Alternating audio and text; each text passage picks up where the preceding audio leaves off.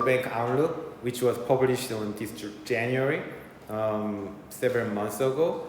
And the World Bank is also heavily funded by some westernized countries like the United States or Japan or some Eurozone countries. So their point of view is a little bit biased, but it gives us the full of information that is really useful to understand what's really going on around the world in the economic perspective. So I think it's really good starting point to just think about how to read some current issues in an economic way and how to interpret these issues, and you can also decide which one is really important, which one is less important. So it's really good for us to filter many issues happening around the world, and we can just get some kind of rank on each of the issues, so we can get a little bit of the smaller version of the collection of issues that we have some interest in.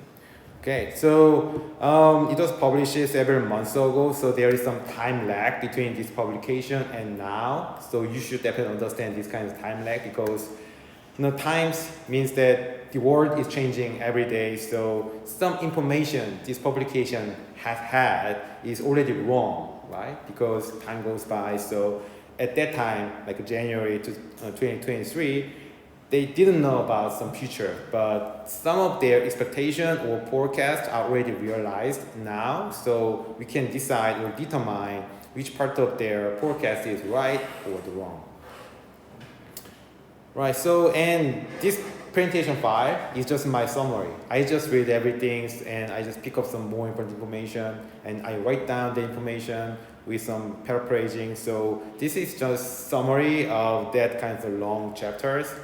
Is there anyone who already read the full chapter of this World Bank Economic Outlook? Is there any good student? Okay, so, all right, so there is less good students here, everyone, but doesn't matter. So I read it, so my job is to deliver some core information of this kinds of big book to you guys in some condensed time, because time management is always the main issue for all of us. So this is my job. And after having class with me, you can just go back to library or to your home and start read by yourself about this kinds of publication book of economic outlook, because I strongly recommend you guys to read by yourself, because it has a lot of really good information that will help you not in classroom but also your real life as well. If you are interested in some investment or starting your own business or getting a job in a specific sector or industry, then some information in this book or the other publications of IMF or OECD or ADB will definitely help you. So I strongly encourage you to read by yourself, but if you don't have enough time, maybe for your graduation or for your part-time job or for the other courses, I totally understand the part of that. Right, so the overview is the summary of the summary. So this page is summarized almost everything that contains in this book, the first chapter of this book.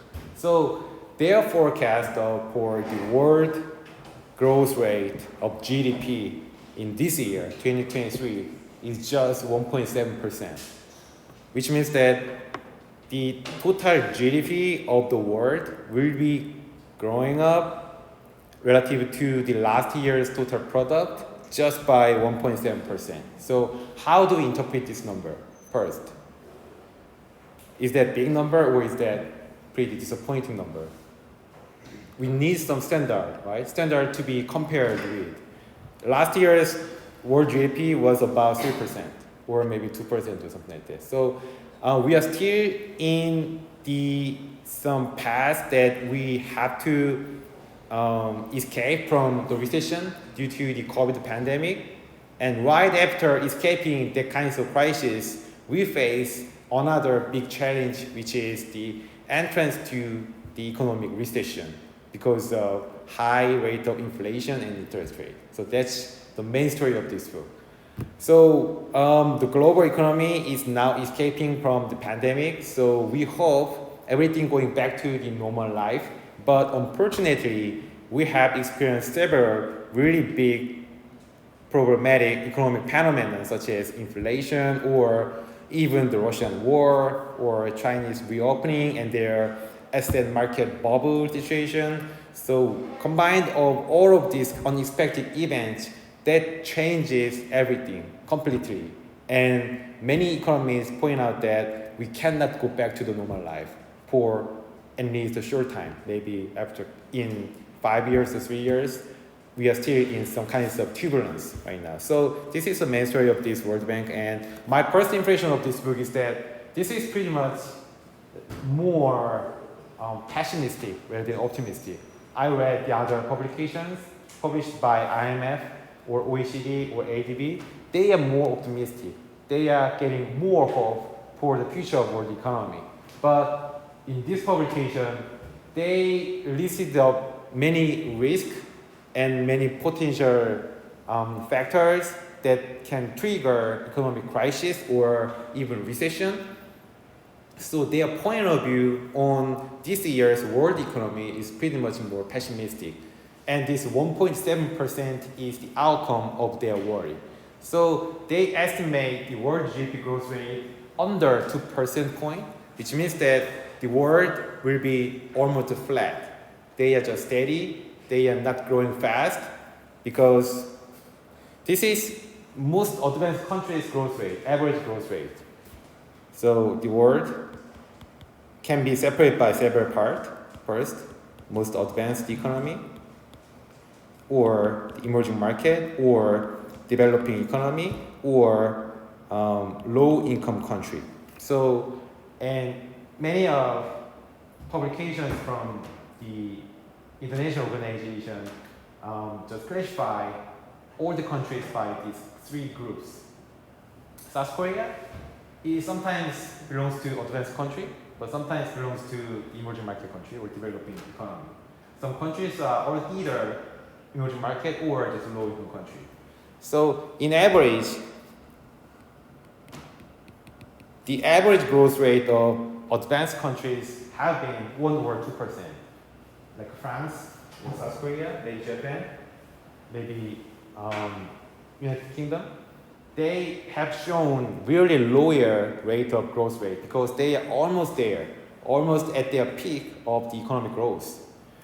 The main engine or the momentum of world growth rate has been the emerging market or developing economy. They had been showing from 4 to 7% of growth rate per year on average. Low-income country, they have a lot of volatility and fluctuations, so we cannot say some specific number here. But in really rapidly developing low-income country has shown 10 or 15% of growth rate, and even some more country with some crisis of poverty, then they have just shown 1% or less rate of growth rate. So my feeling is that world growth rate should be converged to around 3 to 4%. That has the normal growth rate for the world economy. But this report predicted that the world average growth rate will be less than 2%. That is really pessimistic view. And we will see a lot of reasons why these smart economists in this organization think like that.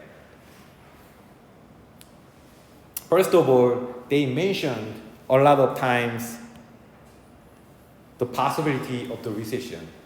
We don't know at this point. Some more pessimistic economists talk about the possibility, really high level of possibility of getting into the recession, led by some tightening monetary policy, which means that higher interest rate, which means that you have higher level of borrowing costs, so it is getting harder to get some money to make some investment or to start your own business or even to consume your necessary goods or services. So every people getting harder to create something in their real activity. That's the economic meaning of the high interest rate. And this high interest rate is mainly caused by the monetary policy, central bank activity. And this is really happening right now. So many economists is worrying about that. Even though the real activity is not perfectly recovering from the pandemic, due to the high rate of inflation rate, interest rate had to be increased by central banks. So this is too early to put this level of high interest rate, which means that the world economy is not healthy enough to endure this high rate of interest rate. So this is the main kind of storyline made by some pessimistic economists. And also, some countries still experiencing the pandemic kinds of crisis here, with still some aftermath of the Russian conflict, which will not be ended soon. Maybe in 2 years, we cannot determine this war will be definitely over, so we will wait and wait again. And there is some high level of inflation there. So combining these kinds of negative impact will be resulted in some high rate of the interest rate across some major important countries, including the United States, the Eurozone, even China. China is now facing increasing asset prices and the bust of them, so they are encountering really hard time to determine whether increasing their interest rate or just stay there. So these factors, pandemic, Russian war and their supply chain disruption and high level of inflation and interest rate will result in some bad condition for the financial market. So every economic recession or economic crisis in the recent 25 years had been started from financial sector. Just think about 2008 global financial crisis or 1997 Asian financial crisis. Those two biggest crises were definitely triggered from the financial market.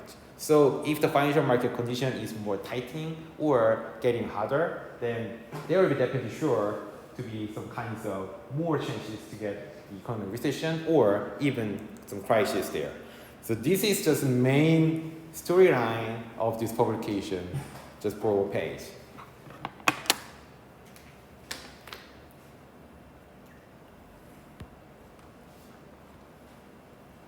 So this publication starts with inflation hikes, as the other papers or the other Polish papers start with the same way. So they expresses this high level of inflation is history, which means that it is unprecedented and we haven't seen this level of inflation before in our life. I was born in the middle of 1980s and I have never seen this kind of inflation since I was aware of the inflation rate, maybe from my teenagers or something. And in South Korea, for instance, this level of inflation has not been drawn out since 1960 or 70. So most of active economists have never seen this kinds of high level inflation, and this is really history level. So many economists agree with the idea that there will be a kinds of different factors that driving this level of inflation rather than the normal time. So everyone should definitely agree with that this is not a normal time, this is pretty special time in the economic perspective. So there should be a kinds of additional factors that has driven this level of inflation. And right after observing high level of inflation, then the monetary policy will be definitely follow. This is kind of normal textbook policy response. I think the link between the new Apple Pencil and my iPad has been broken up frequently. So yeah, I'm just trying to reconnect for any time. Don't worry about that. Okay. You can use this pen still. No. You fine? Okay. It's just for this. Can you memorize everything? Okay, smart. Right. Okay, so in our macroeconomic textbook, if there is inflation pretty much high, then there are two possible solutions to curb this inflation. And first of all, we need to understand why we should curb this inflation, why we should resist this high level inflation, because there are some cost of inflation. What's the biggest cost of the inflation?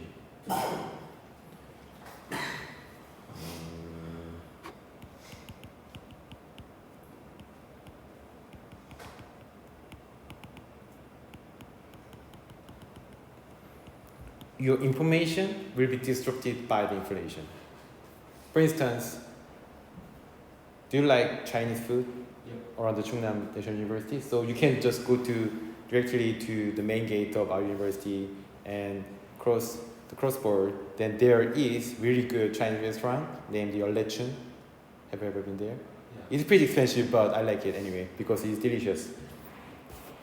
And one jjajangmyeon is about 9,000 won right now, but by the inflation, it really goes up to the 10,000 won by just more than 10%.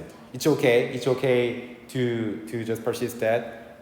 But the problem is that the quality of the jjajangmyeon of the Yeol Lechun has been the same, right? The real quality of the real product has not been changed, but you have to pay more money. How about your labor wage?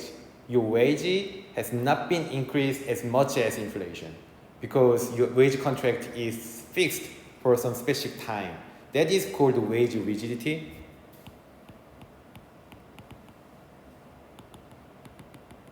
Or some staggered wage program or something, which means that in every beginning season of the year, I need to negotiate with my university HQ about my annual salary.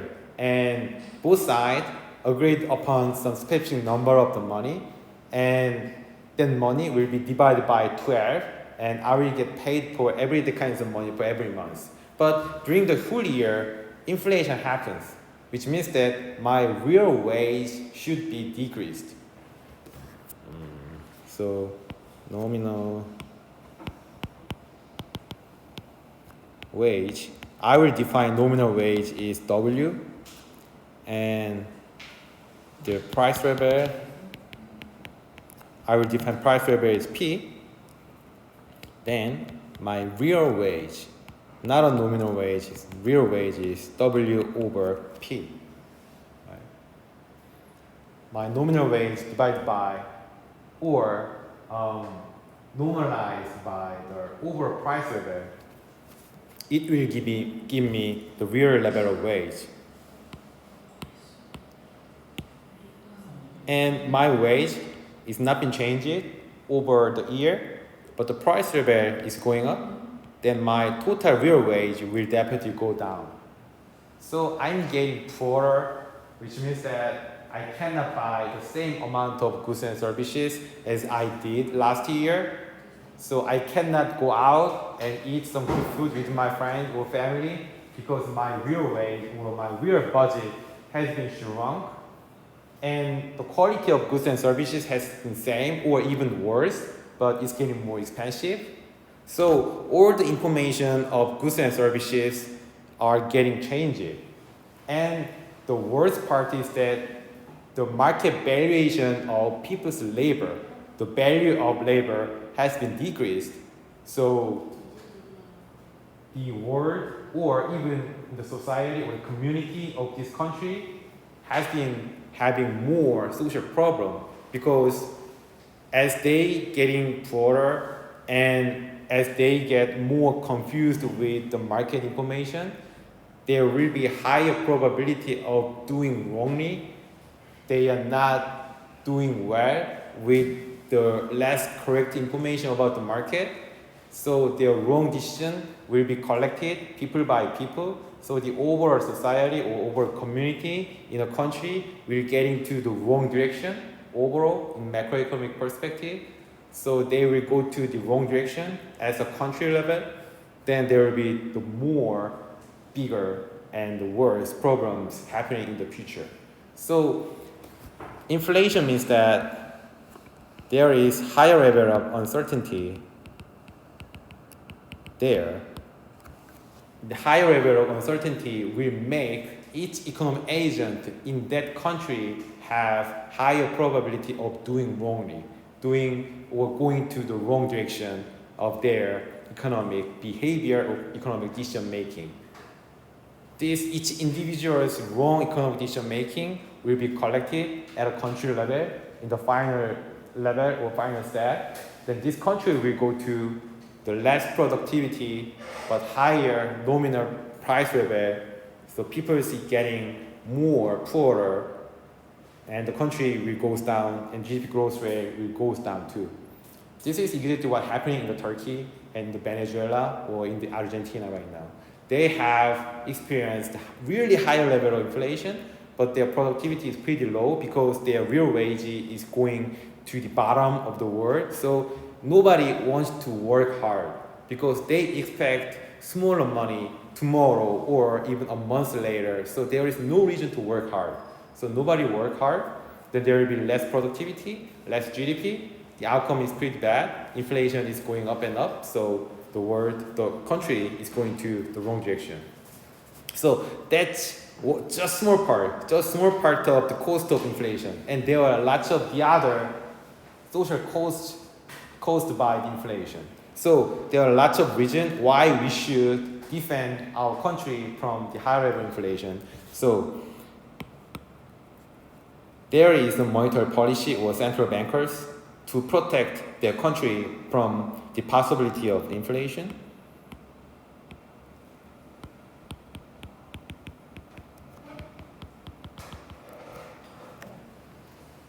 And how do we defend our country from inflation?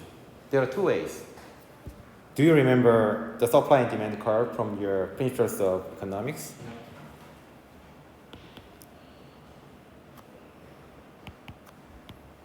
Supply, demand. And the central bank decides that this price level is too high. So they need to let the price down a little bit. How they do that? One way is to increase their supply, then price will goes down, right? But they cannot do that because supply side cannot control directly by the central bank. Think about the oil supply to the South Korean central bank. Does South Korean central bank control over the oil supply from the OPEC or the Russia? They never cannot do that. But this is the bigger story out of the central bank. Or how about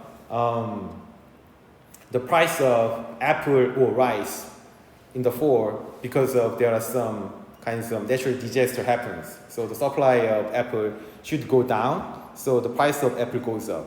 Can central bank control over the kinds of natural disaster? Can they control over the amount of the raining or amount of the number of days of the bright side? They cannot do that. So they cannot control over the supply side of economy. The only aspect or only part they can directly control is the demand side. If they decrease the demand like this, then price will goes down, right? So how to decrease the demand? In order to know that, we need to know the structure of GDP in terms of the expenditure.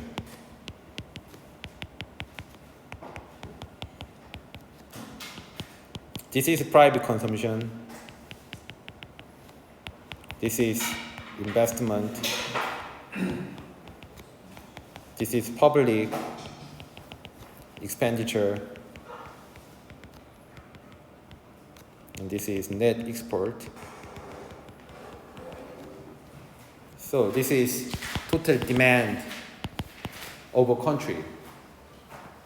So if central bank can directly control any of these four parts, then demand can be controlled by the direction of central bank, so we can control the price level, right? So that's the main story of the monetary policy.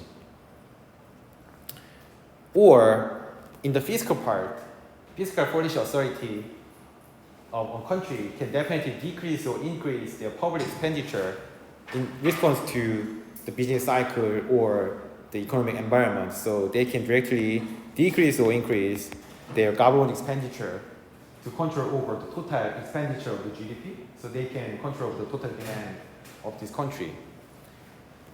Central bank control those two parts because those two parts are the function of interest rate. If there is higher level of interest rate, then it's getting harder to borrow some money from the bank, right? Then there will be less investment and less consumption. Some households borrow some money from the bank because there are less money in their pocket so they need more money to consume some necessary goods and services.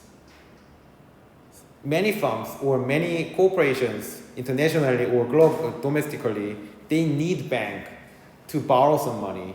They have their own capital, definitely for sure, but the amount of capital they already own in terms of the total asset they will operate for their business is just only less than 10% or something. So more than 90% of money they need to operate their own business, they need to borrow some money from the bank. But if the interest rate is going to up, then it is getting harder for these corporations to borrow some money from the bank. So the central bank directly control over, again, link. Directly over private consumption and the firm investment, right? So go back to the inflation situation. If there is, okay, I think the factor is over.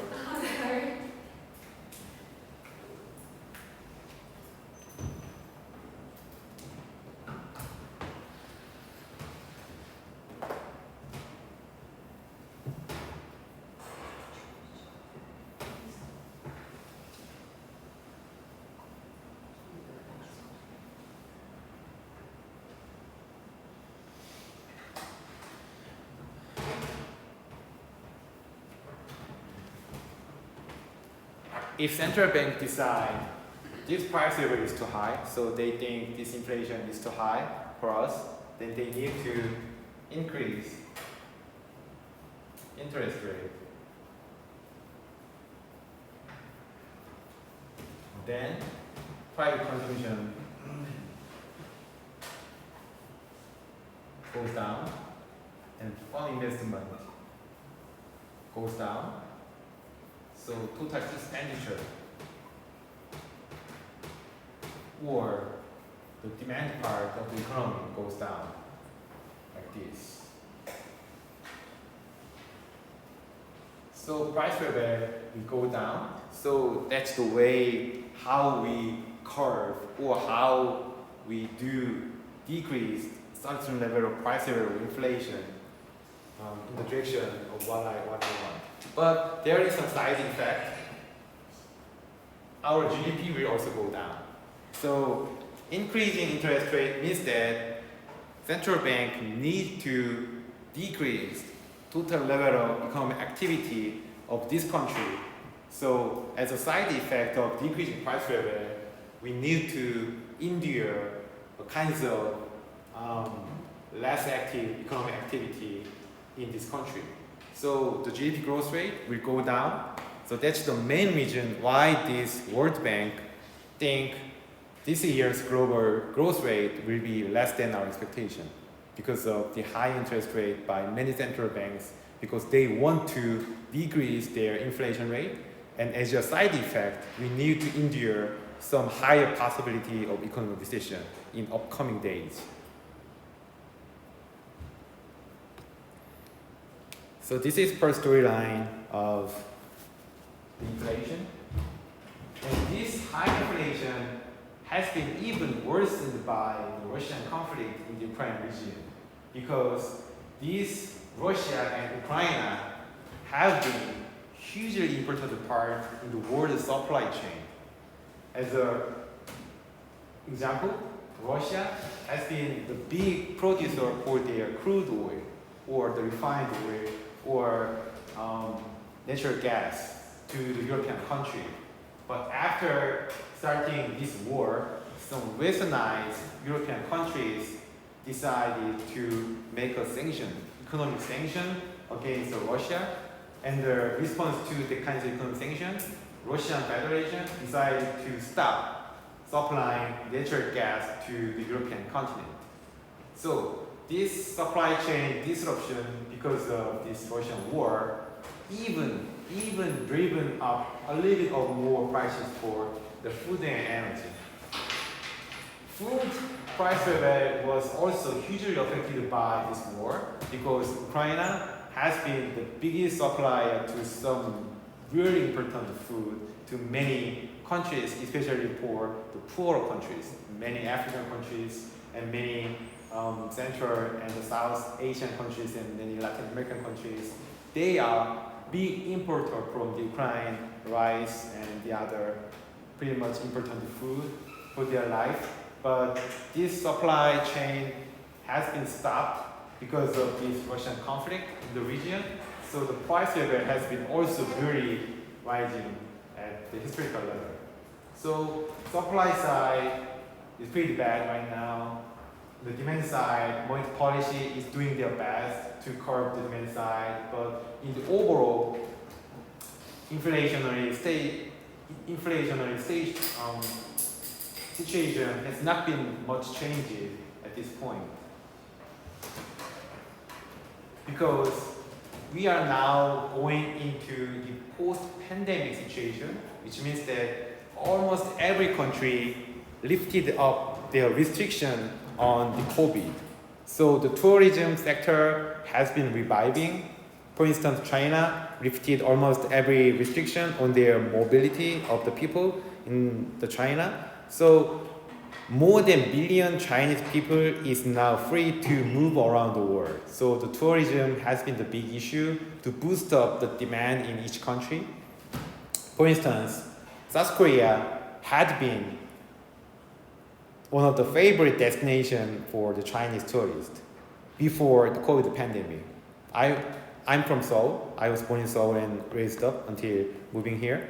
And I had been seeing a lot of Chinese tourists around my city, around my university and around my county. And they moved into one shop and they buy almost everything and they got out and took a bus and to go to the other shop and buy also another everything and they move around. So this was the normal pattern of Chinese tourists and they are a huge part of the domestic consumption of the South Korea. But it has been stopped after the COVID pandemic. So there are a lot of negative shocks to many sectors in South Korean tourism and more the commercial market. But now they are restarting to just move around the world. So there is more upside of demand, the domestic demand in each country. So central bank hope is to decrease demand like this point, but unfortunately, they are stuck here because there is upward trend after the post-pandemic era. So central bank is doing their best to decrease their inflation, but there is some upside in demand side. Also, there is upside in supply side here, like this. So the inflation pressure is going to up, and this is really persistent at this point. This problem is easily transmitted to the financial sector because of this higher level of interest rate. Higher level of interest rate means that it is getting harder to get the new debt, but it is also pretty much a hard time for the people who already borrowed big money from the banks because their amount of repayment has been increased with the interest rate hike, but their market valuation of buying something like house, when you buy your house, then you need to borrow a lot of money from the bank. The portion of the housing payment should be definitely paid by your capital, but huge part of the payment was definitely borrowed from the bank. So this borrowing money part is remain the same valuation, but if your market valuation of your own house is going down because of the bust or the recession possibility, then your life is getting really worse because you have to repay even larger amount of money because interest is going up, but your market valuation is pretty low of your own housing. So even you cannot sell your house to repay everything. Even if you sell your house at very lower level, your borrowing money is still there with the high interest rate. So you are having nothing but with just a little bit of debt and without housing. So your life is going to some dismal part of that. So this is really happening in many countries right now, including Australia, China, New Zealand, and Canada. Even South Korea, some part of South Korea, they're also having the kind of experience. So this rising cost of borrowing, which means the higher rate of interest, strengthens the burden of the non-performing loan. Do you guys know the definition of the non-performing loan? Is there specific debt that you already borrow, but if you cannot repay some specific promised amount of money monthly based, then you are in that case default, right? So this is defaulted loan in the point of view of the bank. So if the bank lends some money to some less credentialed borrower, and after several months, if this less credentialed borrower cannot repay that monthly repayment, then bank just announce that this guy is default, and the number of defaults getting larger and larger, then the prudency or the healthy situation of the bank is getting worse, and the bank can be also defaulted. Then the bigger bank who gave a lot of money to the smaller bank can be also defaulted, and it is called the systemic risk. And systemic risk will be easily transmitted to the financial crisis of the country.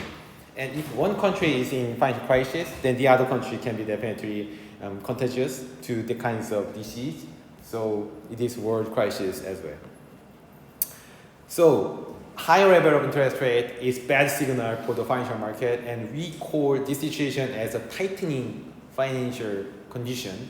And financial condition is really getting tightening at this point. So this is another really bad signal for the possibility of economic recession right now. Right. Any question? Are we gonna have this graph in the exam? Exam? Yes. Okay, so this is too early to talk about the exam, but as your question is a really good question. Thanks so much. So about the exam, I will give you specific situation or specific topics we cover in the classroom. Then you will be asked to show your own opinion based on some knowledge or information we cover in the classroom. Okay, so I don't need write down definition by definition and memorize everything line by line, drawing up this graph as it was in the classroom, and 짜잔, so I gave you the best answer, yay, I don't need that one. You can utilize every information you earned from this class, and you can show your opinion logically, right? And I will read carefully about your idea, your own idea or your own opinion, and I will just make some qualification if this is better or this is less better or something. Okay? Any other question? That's really good question. Thanks so much. So I gave you all of this background knowledge to just help you to understand the current issues around the world. Okay, if you correctly understand why these events are happening right now, then it doesn't matter at all. But I was just a little bit worried about some guys that has the less background knowledge about the economics and principles of economics or macroeconomics or microeconomics. So since I worry about these guys, so I gave you all kinds of more detailed information because we are in the beginning period of this semester. So I'm just trying to give you as many information as I have to just help you to understand the situation, right? So you don't have to memorize everything. Economics is not a memorizing game. You don't have to memorize, but you can just understand and you can just apply your understanding knowledge to some specific situation by yourself. So getting your own insight is very important, but memorizing specific words or specific concepts, not important at all. At least to me. I will not check your ability to memorize things. Right? If you cannot memorize anything, if you effectively explain your own idea or even explain your own opinion about that issue you're given, it is okay. Right? Okay. Thank you for your question. And any other question? Anything? Alright, so we have been talking about the monetary policy issue facing the high inflation. The other part of policy dimension is the fiscal policy. The macroeconomic policy can be separated by two parts. One part is monetary policy, controlling for the inflation. The other part is the fiscal policy, controlling for the real economic activity or the unemployment. Just please remember the situation when you were in the middle of the pandemic. What did you do? Just staying home, right? Not watching, just turning on the video lecture and doing your cell phone at the same time, right? Or just talking with your friends with the KakaoTalk or something and spend some time with your family inside the house. Never going out for a coffee even, right? So in the hardest time in South Korea for the pandemic, I was just sitting in my house taking care of my babies, and we order every food for the delivery and never went out even for a cup of coffee for a month or something. Which means that the service industry was really getting down during the pandemic. And what did you do, or what did your parents do during the middle of the pandemic? For our family, we changed television because we had to be in the house for 24 hours. So the only thing we could do was just watching Netflix, right? Watching Netflix for 8 hours. After doing that for several months, my wife and I decided to change our television for the bigger one because we need the bigger television for the more time with the Netflix or Disney Plus. So we changed our television. And almost every people doing the same situation, which means that the service industry was going down during the pandemic, but durable goods industry like car industry or some electronics industry is experiencing some boom during the pandemic period. Everyone changed their car because they are afraid of getting into the public transportation because of the higher probability of the contagious, right? So because of the pandemic or the coronavirus, we avoided to get the public transportation and we prefer to take our own cars, which means that we need to change our cars. So many people bought new cars rather than going into the street to take a taxi or the bus or the metro. So the car industry have experienced a lot of boom situation during the pandemic. But there were especially people who suffered harshly from this pandemic, the service industry guys. My parents-in-law, they operate small karaoke, coin karaoke, right? So do you like it? So they operate their own small coin karaoke in Changwon, the southern province of the South Korea. But they experienced 0 visitor in the peak of pandemic a day. So they just shut down their door and doing nothing, and their income was definitely 0 for a month or something in the peak of the pandemic. So the government had to get in this kinds of industry, the service industry, so they spent a lot of money to help them. So this is a fiscal stimulus, but in order to operate this kinds of supporting program, the government needs money. What kind is the biggest source of this money? A tax revenue, right? But tax revenue was totally based on the economic activity or the real income of the household or fund. But during the pandemic, as you already know, the real economic activity was going down. So the tax revenue was also going down as an outcome of the lower level of economic activity. So government has almost no money to increase the additional supporting program for some people who suffered very much from the pandemic. So the only way they could do was making a lot of public debt, borrow money from bank, borrow money from the other country to spend some money. So public debt for almost every country in the world was really increased during the pandemic situation. And this is another factor that could possibly increase the economic recession in the upcoming years or days. In South Korea, the people like my parents-in-law, they received cash from the government, a lot of cash. And this kind of cash is almost the same with the monthly income of the smaller or the medium-sized enterprises in South Korea. In order to cover almost every smaller companies or enterprises, government needed a lot of money. So the level of public debt of South Korea was pretty huge. And the same situation in almost every advanced countries such as Japan or United States or some Eurozone countries.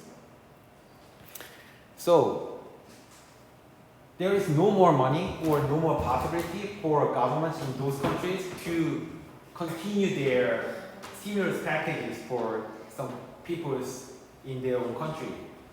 So it is really short-lived measure to increase their demand also. So this is another kind of potential factor for the higher level inflation. Even though central bank tries to curb their demand side with high interest rate, fiscal stimulus is going to different direction, going up their demand or expenditure, or some pent-up economy, which means that after finishing the restriction on the pandemic, there will be some boom in tourism sector or boom in some service industry. It is also increasing factor of the demand side. So price never going down right now because of some opposite side of pressures now still happening. Also, there are also some increase in commodity prices, like oil prices have been falling a little bit, but natural gas, originally supplied by Russia in Europe, have really highly increased during the pandemic and even after the pandemic. And non-energy commodity prices such as the food or some kinds of the other really necessary goods prices in emerging market and developed countries also a little bit declining, but not much. So still inflation has been the biggest issue in recent days. Okay, so we also saw the another factor or another dimension of inflation. So we saw the both sides of Polish dimensions responding to the inflation or the COVID pandemic. Any question? So we have a lot of pictures. I like pictures because pictures can definitely give us the better insight with a simpler way. So we have four representative pictures that can really symbolically measure for the current situation. So upper left picture is showing up the global interest rate and inflation under different scenarios, which means that the World Bank conduct some simulation works. So these yellow color and the red color dot are not actually realized version of this variable. In different scenario, they made up or they make some different level of economic situation and they simulated their own model, and this is outcomes of that kind of simulation work. So this is baseline their predictions of world economy, and if World Bank has a little bit more severe economic environment, like sharp downturn here, then interest going up a little bit more, and inflation will go down a little bit more. If there is even the global recession in their own scenario, the simulation outcome show that there is higher level of interest rate and there is less inflation there. So the situation look not so great right now in their own simulation work. And economic growth is also not so heighty. 2023 and 2024, the world predictions for the world economic growth rate would be around the 1% or the 2%. And if there is some recession or downturn, then our world economic growth rate will be less than 2%, and maybe just less than 1%, even there is some economic recession, something like that. AE means advanced economy, and EMDE means that emerging market and developing economies. Definitely, we can have the high expectation on the growth of emerging market or developing economies because they are growing up, they are kind of teenager, so they are growing every day. They are learning every technology, so they should show the higher level of growth rate. But their growth rate expectation is definitely disappointing, less than 4 points in every scenario or any scenario. So our economy will not grow faster like the pre-pandemic situation here.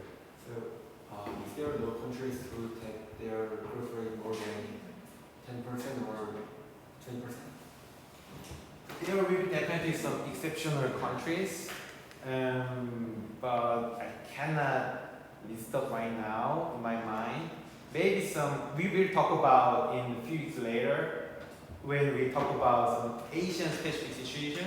Then we'll definitely talk about some Central Asian countries or some Caucasian countries like Uzbekistan or Kazakhstan or something like that. These countries have some different situation right now because due to the Russian war,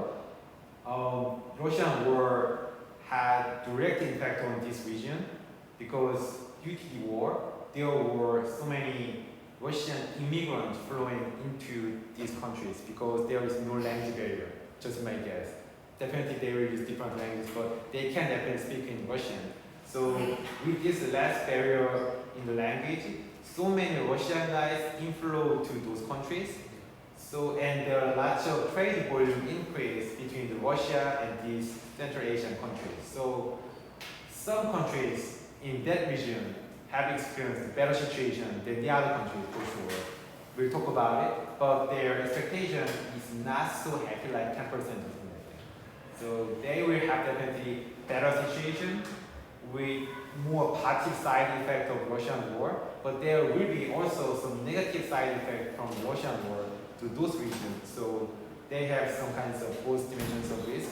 So I don't think Kazakhstan or the other Central Asian countries will have surprisingly increasing GDP growth rate this year or next year. And maybe the other countries like Fiji or Maldives or the other smaller countries with the tourism sector is the intensive best industry, they will have some positive growth rate because of reopening of the China. So I heard that Maldives and I forgot one country in Southeast Asian region. Anyway, so Maldives and the other smaller countries which have been the favorite target from the Chinese tourists will definitely have pretty good economic indicators right now and maybe next year. Because a lot of Chinese guys will visit their country and spend a lot of money, so the GDP growth rate will be definitely pretty much higher than other countries in Maldives or Fiji or the other, maybe Mexico, I don't know about that.